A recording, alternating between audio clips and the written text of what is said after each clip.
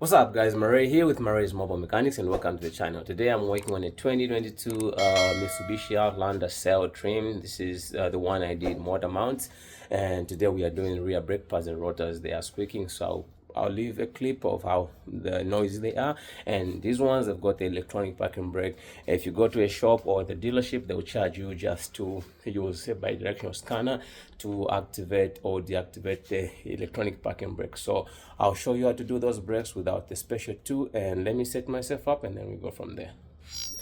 So that's our vehicle right there. I've taken off both rear wheels and I've chalked it in the front because our driveway is a little bit slant, so I've chalked in the front so that it doesn't roll on us, and it is secured by, you can see, jack stands.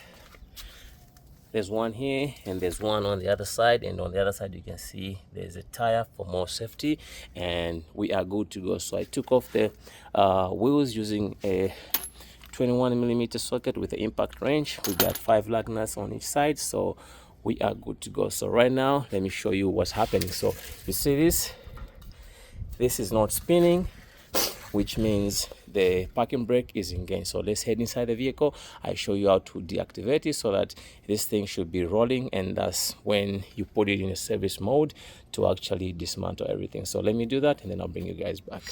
So earlier on I showed you that the rear wheel is not actually moving because the parking brake is engaged. So this is actually an all-wheel drive car, so it's not gonna spin, but at least there should be some movement back and forth to show you that the parking brake is not engaged. So let me show you how that is done and then we go from there.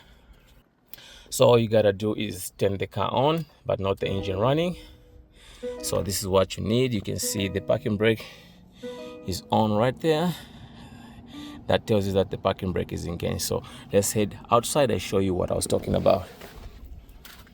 So when we come outside here, you can see this is not spinning, not even a little bit, so which means the parking brake is engaged. So you don't want to do this job when this is in this mode. So let's deactivate the parking brake, and all you do is step on the brake like so and then push it down. I don't know if the audio will pick the sound of the electronic parking brake releasing. So now let's head outside one more time and we check. I show you what I was talking about. So this is the mode that you want this car to be in. You can see now we got a little bit of play, and like I said, if this was a front wheel drive car, this was going to spin, but it's an all wheel drive car. It's just gonna move just like so. Earlier on it wasn't doing that. So right now we are going to actually turn the vehicle off just like so, and we'll go ahead and start doing the work. Hello viewers, so we've done the left or rear driver side. You can see new rotor and new brake pads. This is what we took out, so I'll show you how it's done on the passenger side. So this side they are not pretty bad, but on the passenger side they are bad. I'll show you. So let me go set up myself and then we go from there. What's up viewers, so we are going to take off this 14mm bolt at the lower brake caliper, and we are going to disconnect this electrical connection. So this is tight. I think I'm going to take this off and then disconnect this plug-in, and then if you look down there we have a 10mm bolt, so I'll take that off to release tension on the electrical wire, and then we go from there.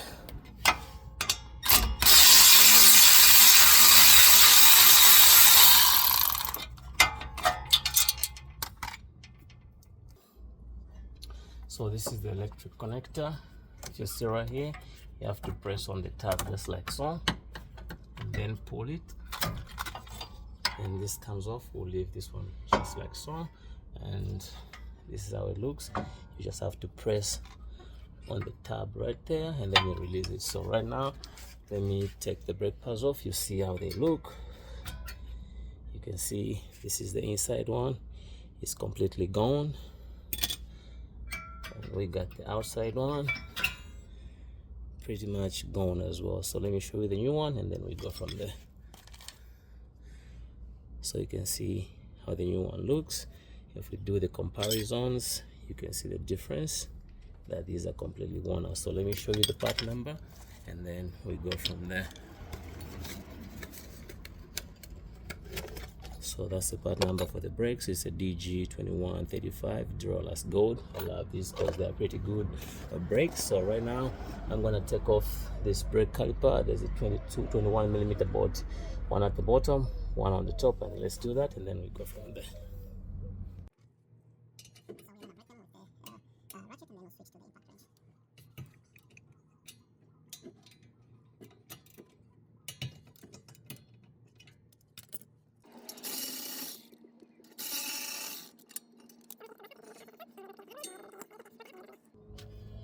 The rotor just comes off just like so. So this was pretty close. It does not hit in the rotor, but the rotor has got a ridge right here, and that's why it was squeaking, and that's why we are changing the brakes. So you can see the flange is a little bit rusty. We're going to use the impact wrench with the wire brush to clean it. So let's do that.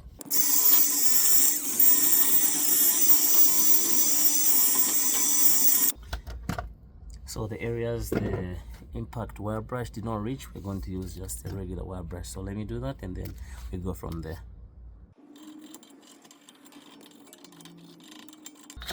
So pretty much we got our flange cleaned. So we're going to use some anti-seize to put it right there, so that the next time once we put the rotor back on and the next person to do the brake job, the rotor won't get stuck on the flange. So let me do that, and then I'll bring you guys back.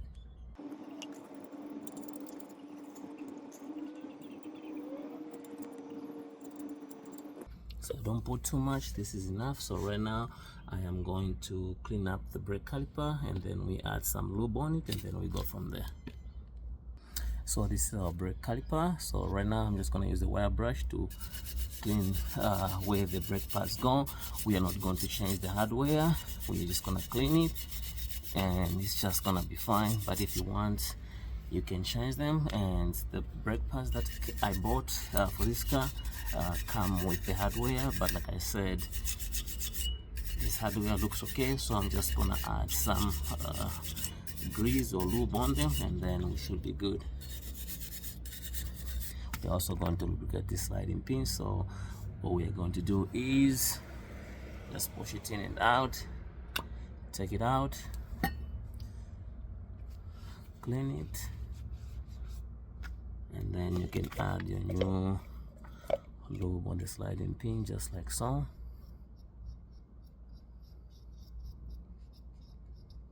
And then you can go ahead and slide it in just like so. And also we are going to actually lubricate the hardware where the brake pads will be sitting. This just helps the brake pad to work smoothly, and then just adds longevity on the brakes, and just helps with effective braking. So you don't have to go too crazy, just a little bit is good, and then that's all it takes. So right now it's time to actually separate the electronic parking brake actuator or motor, whatever you can call it. It's only got 2 Allen keyboards. So let me set myself up, and then we go from there. What's up, viewers? So this is the one. It's just the 2 Allen keyboards. There's one right here, and there's one on the other side, and we are using a H5 Duralast Allen key socket. So we'll just go ahead and do it like so. That's the one right there, and then the next one is also right there.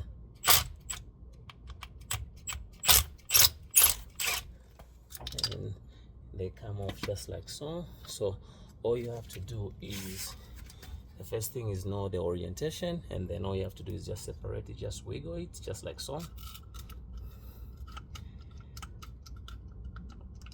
and it's gonna come off just like so.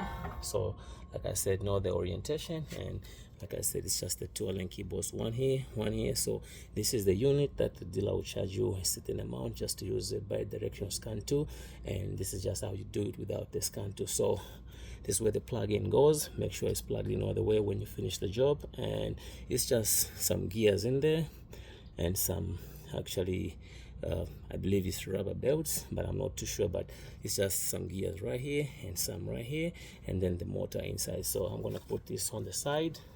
Like I said, know the orientation. It comes off just like so, so make sure you know the orientation. So right now we have to actually compress this piston. So if you look closely right here, there's just a rubber gasket that holds that thing in place so that there's no water that goes in there. Let me get you closer.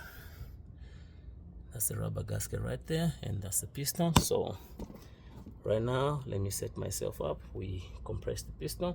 So right now, this piston cannot go in all the way because we've disconnected it from the actuator. So we'll do it manually. So let me show you how that is done.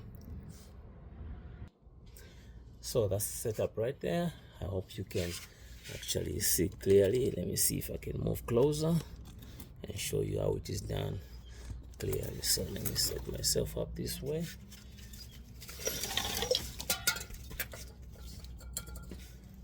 So let me move closer and see what is happening exactly. So right now I'm gonna push the piston.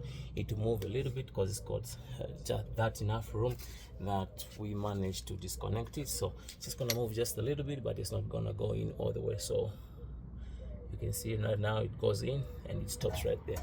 No matter how much pressure I put there, it's not gonna go in. So this is what I will show you how it's done. So we're gonna release this a little bit. If you look at the back right here, we have where that actuator goes. It's called spline. So this is what turns the piston back in and out. So right now I'm gonna set myself up this way, and then we are going to use this T47 Allen key. It's a long one, so we're going to insert it at the back right there, and it's one of the two. You can turn this all the way until the end and then you push the piston, or you can do it simultaneously. So we can turn this one clockwise just like so a couple times, and then you see right now the piston is going in. It will stop until we turn this guy a little bit more. So just like I said, if you want, you can turn it all the way until it stops moving, but right now we'll just move at that pace. You can see it stops. We'll turn it more, and then you can see the piston is going in as well. So we can actually turn it a little bit more, just like so, and then turn this guy all the way until it stops moving. That should be the point where we'll end. So at that point, you can see right now it can't move, and then the piston will go in all the way just like so. And this is how far we can go. We can go any further. So this is where you need it. So you can take these two out just like so, and then we can take our piston compressor out. And right now I'm gonna set myself up. We clean both sides, also on the piston and on the sliding pin right there. We lubricate them, and then we're going to install our actuator or motor. So right now I'm just gonna use my wire brush to clean this other side just like so, and on the piston just like so as well. And then we are going to use a rag just to clean the sliding pin just like so. And then now we can lubricate those areas using the synthetic brake caliper grease just like so. You don't have to go too crazy, it's just a little bit. We'll add some right there, we'll add some right there, and then we'll add some on the piston itself. And like I said, you don't have to go too crazy.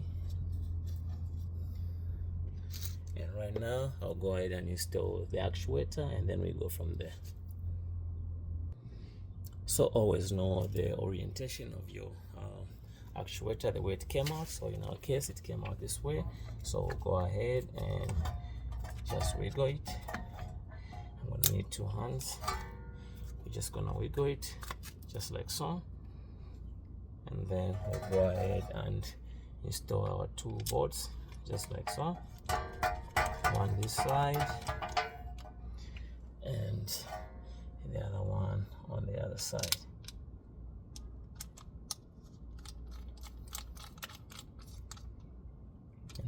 we can switch to our impact range to actually just tighten the bolts. I've put it on 0 so that we don't break these bolts. They don't need too much torque, just a little bit. That's all they'll need. So once we do that, we'll set this on the side, and then we'll come back and now install our brake rotor, and everything from now onwards should be reversal. So let me set myself up from there, and then we pick it up from there.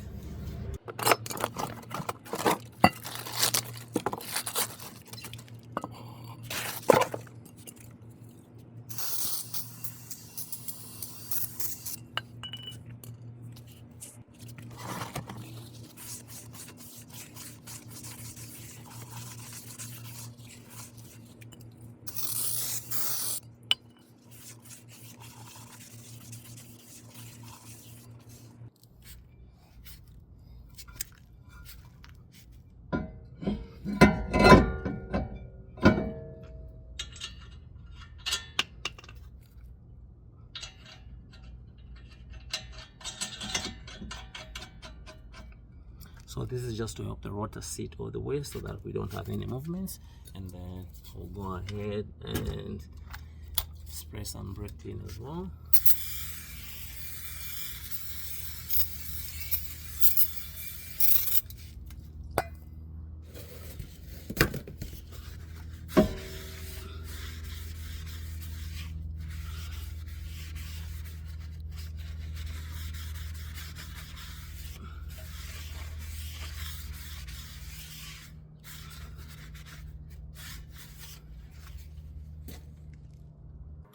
So pretty much everything from here is the reversal of how we took everything out. So let me show you the part number for the brake rotor. This is the part number right there, and this is the part number for the brake pad. So on the new brake pad, we are going to install the brake pad wear sensor, these two. So you see me do that on the video, and then pretty much from here it's just gonna be fast forward, because pretty much it's the opposite orientation of how I took it out. So let me set myself up, and then we go from there.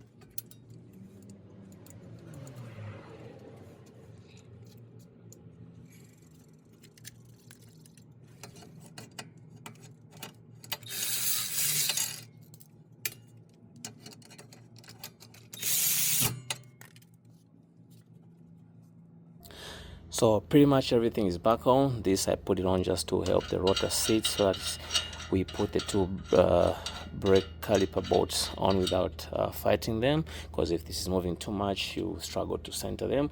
And then you can see our lower brake caliper bolt is on, our plug-in is in. Make sure it's in all the way, and then you can put your bolt on top. This is just to secure it from water going in there. And then you saw me struggle a little bit for that 10mm bolt for the bracket, the one right there. So pretty much everything is put on. You can see, make sure you double check your wake, and then what's remaining on this car is just putting the wheels back on, and then recalibrate the electronic parking brake. So let me put the wheels back on off camera, talk them to spec, and then I'll bring you guys back when I start recalibrating the brake pad piston. Hello viewers, so we put the wheels back on, we took them to spec. So right now I'll show you how to recalibrate the electronic parking brake. So all you gotta do is first thing is pump the brake a couple times until it's hard. You can see the movement is the first one, the stroke was longer, the second one was much better, and this one now it's right there. So the next thing you're going to do is turn the car on, but not the engine running, and then I don't know what just happened. I think the battery is low, so we are going to run the car, and then we are going to pump the brake. Keep pumping it until it's hard.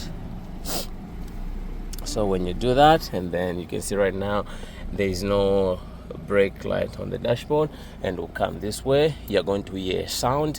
That means the piston is trying to find its position with the new brake pads. Remember, we pushed it in all the way. So right now we are going to actually lift this electronic parking brake button just like so. You'll hear the sound, the piston winding. I think the first one should be longer, the second one should be a little bit shorter, and the third one shorter. So we'll go from there.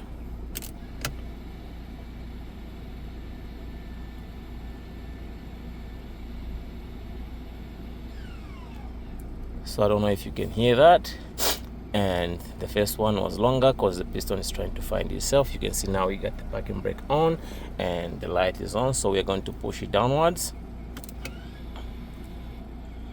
You can hear that one is shorter, and then we got no parking brake on, and then we're going to do it one more time. This one was a little bit shorter than the first one, and we got the parking brake on, and then we'll push it down. So you gotta do it a couple times just to make sure the parking brake is working properly. In our case right now, you can see there's no light, and then you can hear this one is shorter again. We got the light on,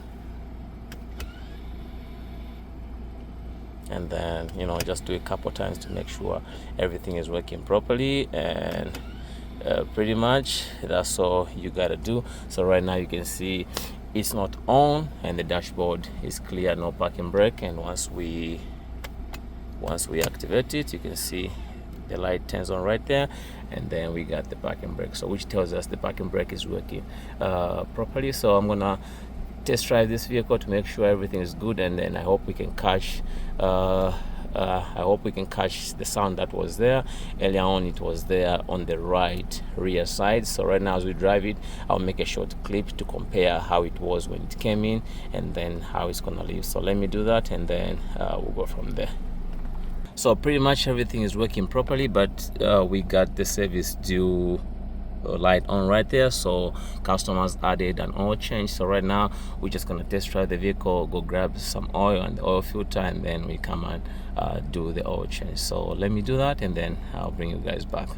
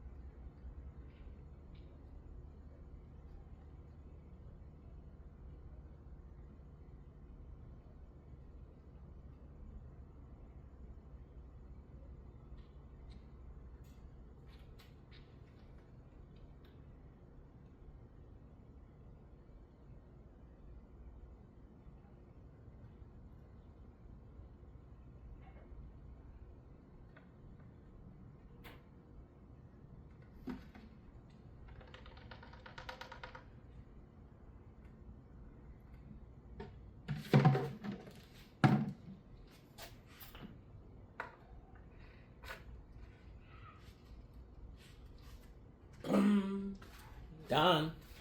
What's up, guys? So we did the oil change. So right now I'm trying to show you what happens if the message for the maintenance required or service due on the dashboard. This is what you do. So we're going to turn the car on.